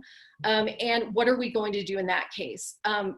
Again, I feel that the renovation and the work that we've done for collections online has really put us in a wonderful position where we can offer some distance learning opportunities. We could use our object viewing rooms, even if people are not in them, to connect with students, with schools around the world, to connect with other museums. We are also in conversation with our museum colleagues around the country, looking at ways that we can collaborate and provide ways of connecting people with art. And we're working with the Arts and Humanities Council at IU on similar initiatives. So I feel that we're in a really great spot in terms of being able to find ways that we can still connect with our audiences, even if we find ourselves in a situation in the fall where we are limited to the number of visitors that we can welcome into the building, or if we are, you know, in a situation where we cannot welcome visitors at all. Obviously, our tour situation, our view on that is completely being revised. We're used to welcoming pre-K through 12 students into the building. We're used to welcoming university classes into the building. We have great infrastructure for doing that. But we realize that the model that we built for that will, you know, absolutely have to be revised, you know, considering the situation that we're in now. So we are actively looking at that and seeing what we're going to do to still offer an experience with our galleries. That may mean doing some tours of the galleries that are virtual and not in person. So yeah, those are our plans, and thank you for your time. Yeah, thanks, Maria. That's sorry, give you the clap. Thank you. Not give you. I'm going to clap for you. Just to say thanks, you know, is that I've been tracking the Eskenazi Museum for a while, and it's really exciting. You had just opened with all these new services, and so it's heartbreaking to see then this, you know, immediate need to rethink all of the things you just planned to do for the past 5 years. Yeah, we're very, it was really sad. We were only open for 5 months. Yeah. and things were really going wonderfully. But, you know, we're having to adapt to this situation. I think I'm really proud of my team in particular, whose laps most of this is falling on. They've been able to adapt pretty well. We'll get it a little bit more to questions, but obviously, you know, IU, like University of Southern Indiana, is hinges on what the state does and what your university does, if you're allowed to have students back in the fall or not. I know that Indiana University has not made that decision yet, and so I think those are critical questions, and I'd like to save them for the discussion and just to go through our last sort of community organization, certainly not least, but it's my pleasure to introduce Donna Sink, who is a longstanding board member of People for Urban Progress, an Indianapolis-based nonprofit. And Donna is also an architect based in Indianapolis. She has a master's degree in architecture from Cranbrook and an undergraduate degree in architecture from the University of Michigan. She has taught in many universities in the region as a thinker and doer on Archinect and Twitter, and she is an architect at Roland Design in downtown Indianapolis. Hi, Donna. Thanks for coming today. Hi, can you guys hear me? I'm going to share the screen here.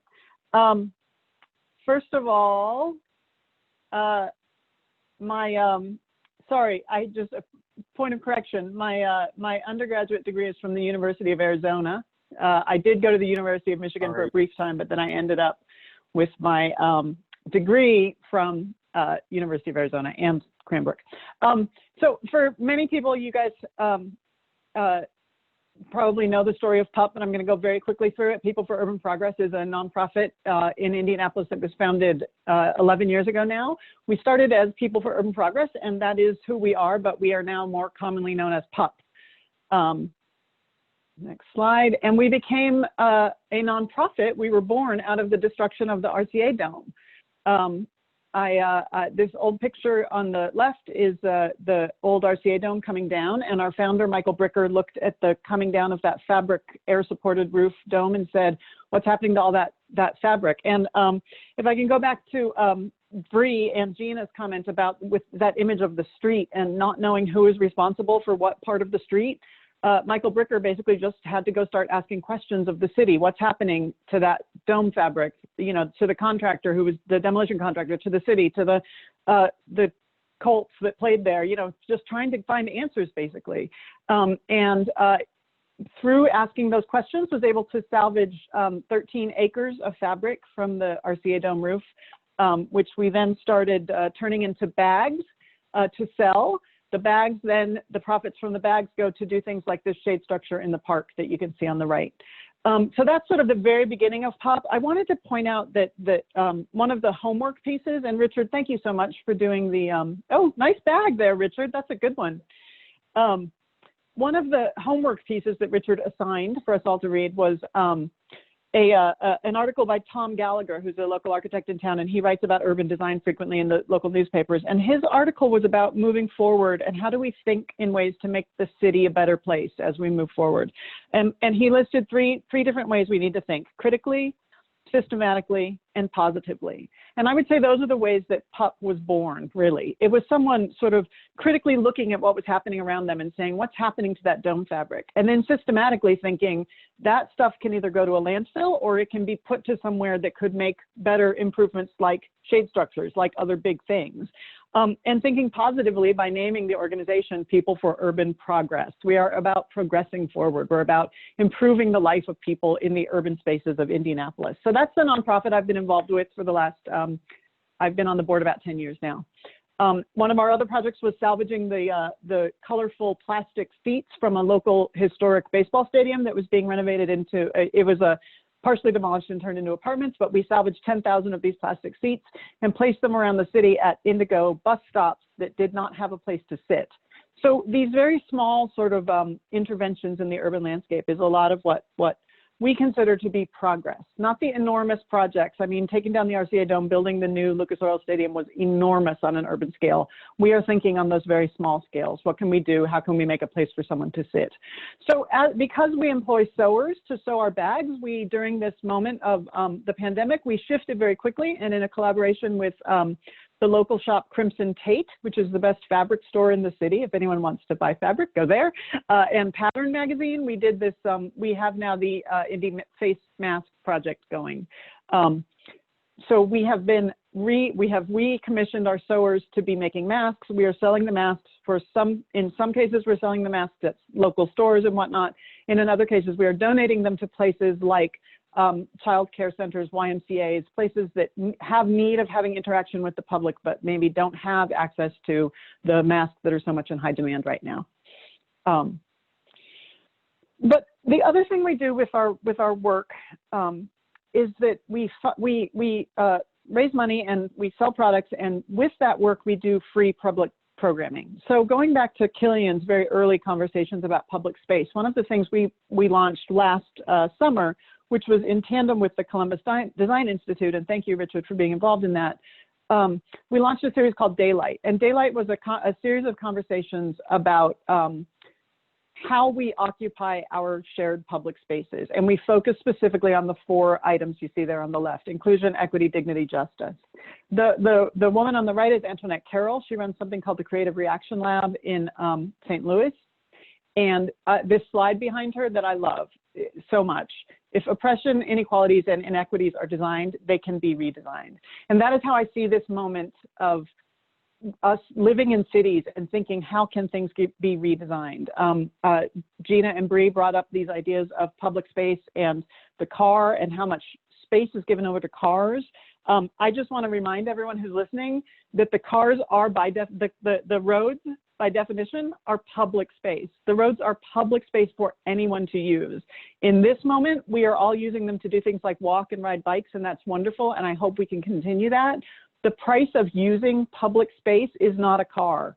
So even if you don't own a car, you should be able to enjoy that public space that belongs to all of us by design. I mean, it's intentional, and I think that if any silver lining comes out of this moment, it is really going to be a strong reaction on the part of many people how cars have negatively impacted our public space. So we did this series of public, free to the public talks, lectures. We brought in someone from out of town. We had someone local talk. Also, this is our local city council president, Vop Osili, talking with Maurice Cox, who was formerly of Detroit, and talking about how does justice work in the city? How do people feel a sense of justice and equity in public spaces? So these talks all became podcasts that you can find on the PUP website. And again, starting with an idea, starting with critically thinking about something like the dome canopy of a building that was being destroyed, led to a series of talks where people can feel that they have more agency within their own city. And I'm going back to our first two presenters, agency, design agency. People having agency within their public space, that is what we consider progress. That is what we want for all of us. And so one of the big things we did, and a shout out to Merritt Chase, landscape architect. Chris, you might be on the call. I think I saw your name. Together with Chris, we did of Merritt Chase, we did a study of a portion of land, I think it's about 50 acres, on the west side of Indianapolis, formerly the state insane asylum that was sold to the city of Indianapolis back about 10 years ago.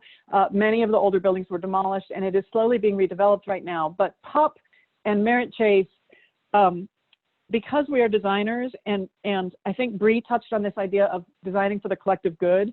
And in my sense as an architect, the design, when I design something, my client is not just the person who's paying my bills. I love them, but the client is also the city, the community, the entire community in which my projects are going. They are my client, and I owe it to that community to make a good project. So looking at how this big empty plot of land was being developed, PUP and Merritt Chase and several of our founders, including CICF and Eskenazi, and several of the developers that actually are working on the site, commissioned this study to look at how the historic core of the site, which has these beautiful trees, could be saved as a park or as a public green space, and how the entire campus could be developed in a way to make it friendly for pedestrians, friendly for people in strollers, for people in wheelchairs, for people of all access and ability. And the very sort of key part of the sort of driver of the whole process was that there is a health clinic at the very north part of the site, and there's a mass transit coming mass transit stop at the south end of the site. How can we get people to be able to disembark a bus and proceed with dignity through this campus to the health clinic? Because the people who are going to the public health clinic tend to be people who do not have a car. So doing this kind of work was really a part of what PUP sees as progress. We see it as thinking about things, as going back to Tom Gallagher's IBJ article, thinking about things critically, thinking systematically. How does it make it better for more than one thing? If I make one design decision, how does that then explode and mushroom into bigger, better design decisions that impact more people positively? That is really all I have to show. I did want to do another little quick shout out to Quilian Riano and his very first, let's see, can I leave the stop share? Quilian, I got to know Quilian through one of his very first initiatives, which was a project called Who Owns Public Space? That was basically analyzing and cataloging all of the what are called POPs, privately owned public spaces in the city of New York. And ever since that project, which was probably 12 years ago, I have really been thinking about what public space is. I am fearful. There it is. Perfect. Thank you. I am very fearful for two big things in this moment of quarantine and lockdown. Obviously, public health, which is so tied to design and how we make and design cities and environments that people can be healthy in by doing things like walking, by getting fresh air. But I'm also very, very concerned about transit. And Indianapolis recently has had a great success with the Red Line, our initial bus rapid transit electric bus line. Wildly popular. People absolutely love it. It's been great for development in the city. And right as it's sort of succeeding, we have this moment where suddenly everyone is terrified to go on a bus and share space with other people. So if I'm thinking about outcomes from what we're facing, I do think that at this moment, we are going to have to think very hard about transit and public space. I think some people may have seen, Gina, I think you showed a slide of people in cars at a food line. So you're in your car and you feel safe. There was something going around Twitter, I think just yesterday, that was people doing a drive-in rave in their cars. It was kind of terrifying. And I am fearful for transit at this moment. I'm fearful that people are going to just recede back to their cars again. And yet we're living through this moment when not having fewer cars is making all of our lives so much better. So that would be my sort of question or challenge for PUP as we move forward, is thinking about even more strongly about transit, about shared space that does not belong to automobiles. And that's really it. Thank you. Well, fantastic, Donna. Thanks for quickly taking us through what PUP does and giving us some of your thoughts. Mm-hmm. I hadn't quite crystallized it in the way that you had just said, is that like one of the big fears is it will be natural is we're a lot more comfortable in our cars and driving more to the car. But I would like to put maybe Quilian back on, put him on the spot here, is to say, so he sort of started this conversation and he's now sort of seen 4 presentations. I wonder if you have any sort of immediate thoughts. Some of these are new organizations and new places here to the Midwest. I know you're moving from Brooklyn to Cleveland. And so Quilian, I'm curious of what your response is to this and how you think about public space in relation to some of the fears that were expressed. Sorry, unmuted. First of all, I have to say that it's incredible to learn about what everyone is up to. It's really, it's always fascinating to learn about Daniel's work and Mariah's, and obviously Donna. Donna and I know each other close to 15 to 20 years somewhere through our Connect and Influence space. So I've always known and I've heard of PUP, and it was a great chance to learn more and see some of that work. And I know of Donna's passion for many of these projects, including equity and also, but thinking about how to reuse our past. I think I'm going to start where Donna left off, because quite honestly is something I think a lot of us are worried about.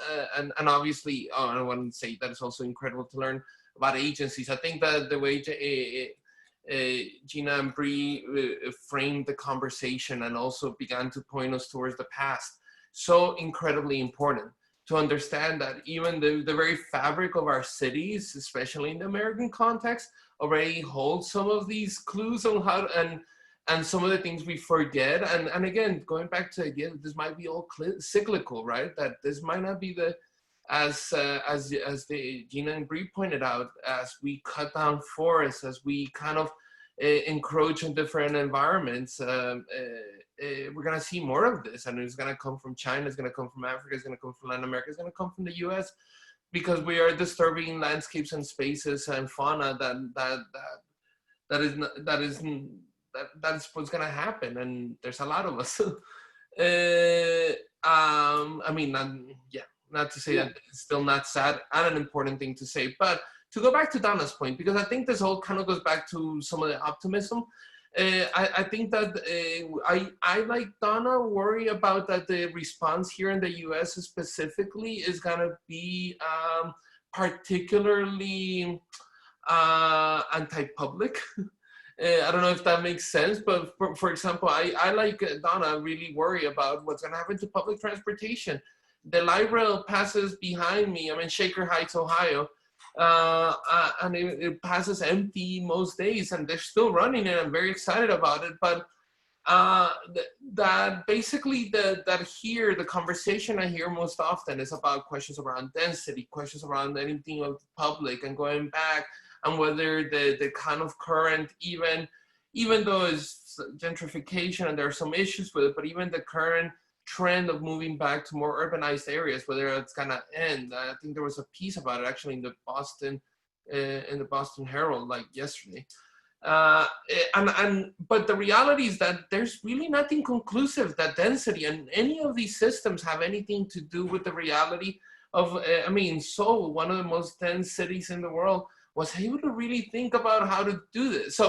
So I wonder how, and maybe this is all a design challenge. Some of the things we heard concerns about literally how do we give each other money, how we behave in a store, how we go and learn about art. I think that it was incredible to hear from the ground, really, like some of these concerns I hadn't really, both had thought about, but really hadn't. But as they were discussed, and the idea of no mask, no service, all these questions, these are the things. And I wonder how we can design both items and systems to respond to them. Because again, some places that are a lot more dense, that have infrastructures and systems and networks of activities that really connect people, have been able to figure it out. I mean, the last thing I'll say, maybe as a little bit of a sad thing, is that I read that the American military base in the middle of Seoul is actually not doing very well, while the rest of Seoul is actually doing, you know, they're starting schools again next week. And, you know, close to an epicenter. So just thinking about the realities, and even how can this be an opportunity to come together? I mean, that seems to be I think the question that so many are considering is, how do we come together? But thanks for framing out some of those thoughts. I'm gonna, maybe because there's two of them, and Brie and Gina, to put them on the spot together. Can you tell us, Brie and Gina, how to not make this a car-based world? Just, you know, simply answer that question. Gina, do you want to start? Oh yeah, go ahead. Oh, I was just going to say, I think, you know, I think that was one of the lessons from tactical urbanism, which has its challenges, particularly around issues of cultural use and inequities that are associated with that movement. But I think we saw that taking advantage of a bad moment to demonstrate success in environments. So I love that Burlington, Vermont has closed down so much of its downtown to allow it to thrive. And I think Brie could probably talk a little more to the transit concerns. Donna, that was the first time I've heard that raised, and it sort of blew my mind. This double-edged sword of both recognizing the power of this moment to get people out into public space, but also the potential impact that it will have on transit. So I think there's a moment right now for us to be demonstrating even small changes, kind of like what Parking Day did, small changes to public realm to reclaim that space, and then just not allowing it to be given back at the end of this crisis. What do you think, Brie? Yeah, I think, well, a few things. I think one right now, and this is a really, you know, nerdy planner answer, but I think it's a useful time to try to collect data. And this is something we've been trying to encourage our teams to do, is think about that this is a moment to collect data on how public spaces are being used in different ways that we won't be able to get later on, right? Because it's a unique moment, and we don't know how it's going to be valuable, but we can imagine that it's a unique time to get it.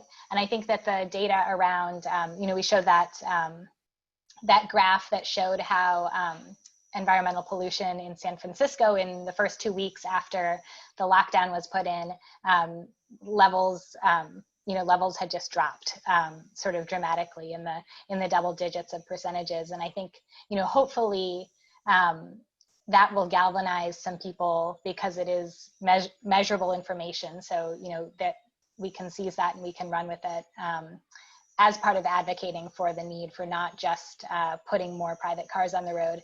And I do think too, and this is back to Donna's optimism, and it's something we believe in too, but people need public engagement. We need public connection, and that's a real social need. It's like, it's baked into us. And so I think that we won't retreat to isolation, and hopefully, you know, hopefully we'll seek those ways safely. But I think that is something that we need, and that over time we will get back there.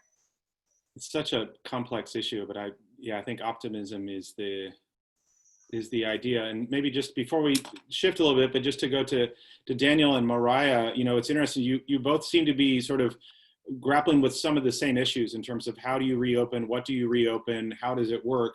My question to you two is, what networks are you relying on to make those decisions, and what networks would you like to have?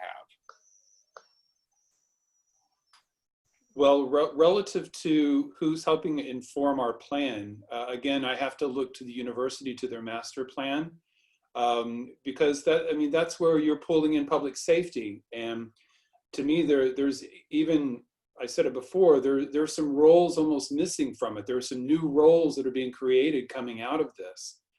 And then, you know, that plan is being informed obviously by the state. So, you know, what's interesting too is that here in New Harmony, we've had a different experience. We're surrounded 8 miles around by cornfield. It's a smaller rural community. we haven't, thank goodness, had the experience that, you know, they've had in much larger compressed environments.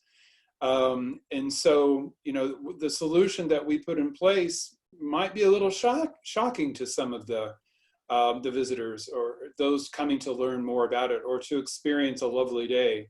So, you know, that's why I was looking forward to this conversation, was to hear how, you know, outside of this realm it's being handled. But no, we're working internally right now on the pieces, but being informed by, you know, the data that's coming down from the state and such. Yeah, it's similar for us. You know, we're very much relying on the university to provide guidance.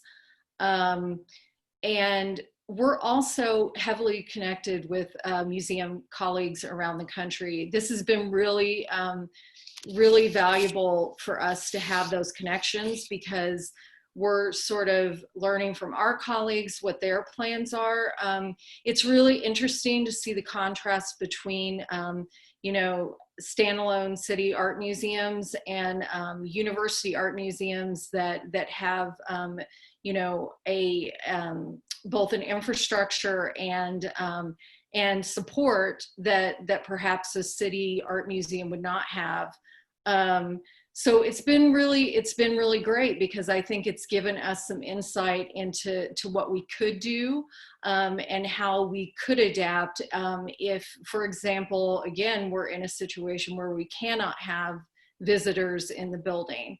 I'm guessing that, you know, we're going to be able to do sort of a hybrid situation where we can have a limited number of visitors, but we're going to be relying very heavily on what we can do virtually and in terms of, you know, distance learning and things like that with colleagues around the country. Right. Well, thanks. So yesterday we spent some time thinking about social connectivity, and we read a paper beforehand called "Social Justice in a Time of Social Distancing" by Kenneth Bailey and Lori Lobenstein at the Design Studio for Social Intervention. And one of their ideas is that all of our ideas, if we want to think about change, all of our ideas are embedded in our own social arrangements. And so how you think about things are embedded in your own, and if you want to change that, you have to, if you want to change that, then you have to change your social arrangements. And so, not to be too corny, but we're going to try and change our social arrangements virtually for just about 5 minutes. And if you'll please hang with me, what we're going to do is that we're going to split up into rooms, and Poppy's going to do this. And so this is, I'm going to put it in the chat here. This is just a way for you to think a little bit, to get to know a new network very quickly, to say hello from wherever you are, and then maybe very quickly think about if there is a conversation about adjustments that you think we need to make in public space, or adjustments that you think about how public gatherings are going to be different. And so, sort of like the Star Trek, Poppy's now going to engage the social engagement. Ready? Yeah. And I invite you to put them on the Miro board if you get a chance, so that we can capture what's going on in those private rooms. This is really short. This is like about 5 minutes, right? So this is a speed round, and then we'll come back and we'll talk about public discussion. Okay. Thank you.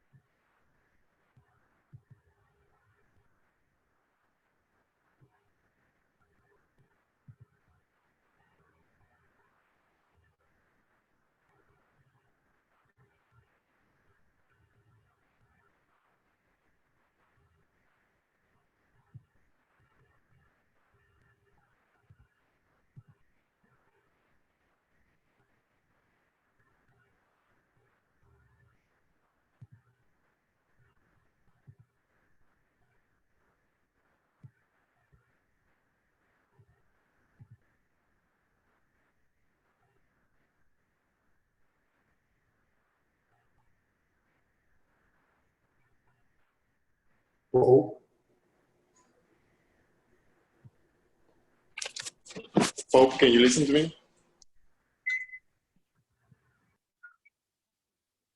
No. Back, Poppy. I hit the wrong button and I'm back. But I think it was towards the end anyway. Yeah, we were closing them in 30 seconds anyway. I did the Miro board. I'm so proud of myself. Yay, thank you. And then I abandoned my team. Well, it just puts it right in front of you and you just want to click it. You're like, yes. Oh.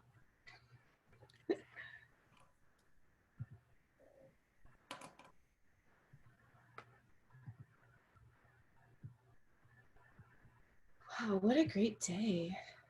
Yeah. So good. Oh. That was really cool. Were you the one keeping all those notes, Poppy? Along with a few others, but Awesome idea. So beautiful. Yeah. We want to Yeah, use Poppy is amazing what you've done.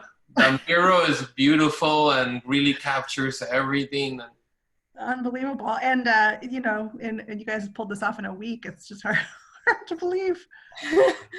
We've been working on pivoting Indy Design Week since COVID. Yeah, it's still not very much time in the grand scheme of planning. Yeah, No. Never done a virtual conference before. Good for you. It's been pretty wonderful. So thanks. Yeah, thanks, Poppy. This is really amazing, and I think it seems like everybody or most folks have made it back. I hope that experience was.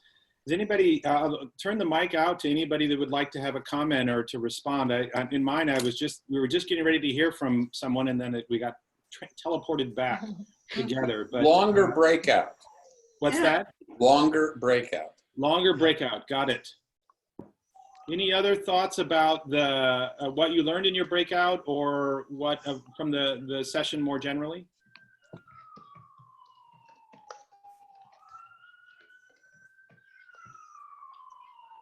This is Courtney Spearman. I'm happy to share just briefly what our group was getting into, and Eric unfortunately did get that scheduling and flexibility as we go forward are both really important. And unfortunately, those things are often at opposite loggerheads with each other because you have to be flexible, but you need to schedule. So how you navigate those two things that are sometimes going to be in conflict is tricky. And then just recognizing that depending on where you've been for the last 2 months, how sick your community has been, how much your community's been on lockdown, you may have a really different sense of what the COVID experience has been and how that affects you going forward, how nervous you are in public space, in groups. And just, I think, acknowledging that that's a difficult thing to navigate. I work for the National Endowment for the Arts, and we run a program called the Citizens Institute on Rural Design. And we're looking at 3 workshops coming up that were supposed to be this spring and summer, and how we're going to potentially retool those. And it's really interesting because trying to work with smaller communities, but some of whom have been very sick, trying to figure out how we go virtual or not virtual or partially virtual to host these workshops has been an interesting conversation that's still evolving. But I think that, for lack of a better term, kind of cultural differences based on what people have experienced over the last couple months is going to be an interesting thing to navigate. Yeah, for sure. It's and well, thanks also for just folks for playing along. We're learning as we go on how to run a Zoom meeting, and thinking is 2 hours is a lot of time. This is a pretty intense bit of information that comes through the channel. It's going to take me the rest of the week to process just one. I'm doing 4 of these, and so it's super interesting to understand how this works and to experiment with new technology. So thanks everyone for participating. Any other thoughts? I do want to try to end somewhat on time, and we're supposed to end at 3, and so maybe any other thought or two? Just really quickly, hi, I'm Walton Meehan, but I teach at Indiana University in the English department. And hey Richard, I'm in terms of discipline outside of my field, but I think that as I was teaching toward the end of the semester via Zoom, one of the things that I kept thinking about is the way I might be able to make literary studies more pertinent to what's happening in the world in an interdisciplinary fashion. And I think it actually works both ways, which is to say that at bottom, what is happening is about narrative, and also, and the way that narrative is designed and presented is going to be kind of crucial in the way that we are able to or unable to convince our various communities and our neighbors in those communities to adjust the way that we have been living thus far. And so I'm here just thinking about the ways that I might be able to actually teach narrative differently so as to bring all these kinds of aspects of communal arrangement and how we move through communities safely going forward, how I might be able to do that with my students. That's great. That's super smart. And I think we see with the political divide in the country, certainly a couple different narratives in the United States coming forth, and you've seen around that. So folks, I just because it's 3:01, I want to officially end this, but I also want to say I'm happy to hang out in the Zoom, it's, you know, for a while longer, for as long as Poppy will allow us. But I just want to thank Indy Design Week. I want to thank Central Indiana Community Foundation. I want to thank you for beaming us into your living room, for coming and attending and listening. And I want to thank each of the presenters. And so I just give a round of applause with my little emoji there. But thank you all. And we'll just officially stop, and end the recording, Poppy. And then if folks want to hang out and build it, I'm happy to hang out and continue a discussion. So thank you, everyone. Thank you, Richard. Yeah. Yeah, Richard, I just passed the host privileges to you because I'll have to run, but you can stop the recording.